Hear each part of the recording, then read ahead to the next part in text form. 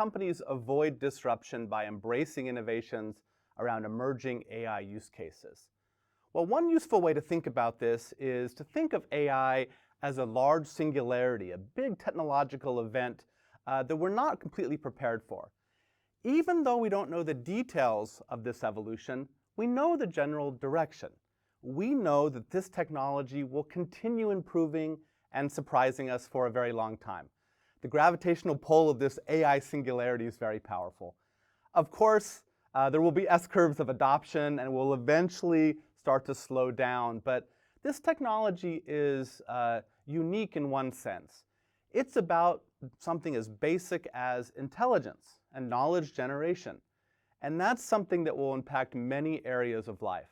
In fact, it's what scholars sometimes call a general purpose technology, just to signify that it will probably impact every industry and many use cases.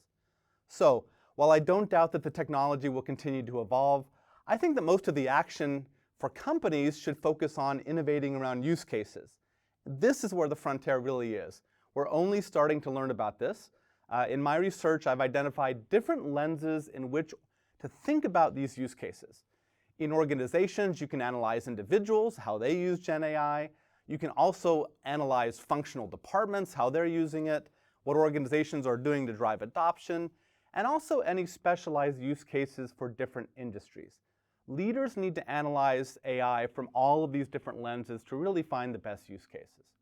So for example, there will certainly be a personal productivity revolution inside organizations.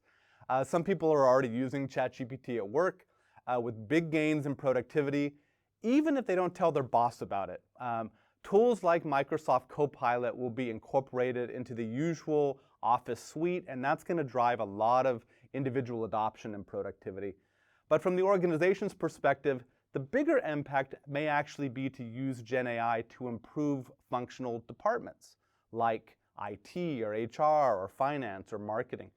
These functions have stereotypical, sometimes routine activities that are ripe for improvement.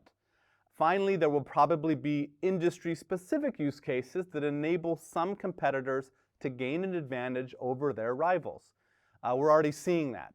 Industries like marketing and medicine and financial services, software, and even the legal profession are really ripe for improvement by generative AI just because of the key role that knowledge plays in those industries. So figuring out the cutting-edge applications will give some companies a competitive advantage and enable them to pull away from their rivals in terms of growth. So the key is really to manage this uncertainty and to understand what best practices to use in each of these use cases. And these may be constantly evolving. It's going to be a constant learning process that we need to use different lenses to understand and to put them into practice as fast as possible, hopefully faster than competitors.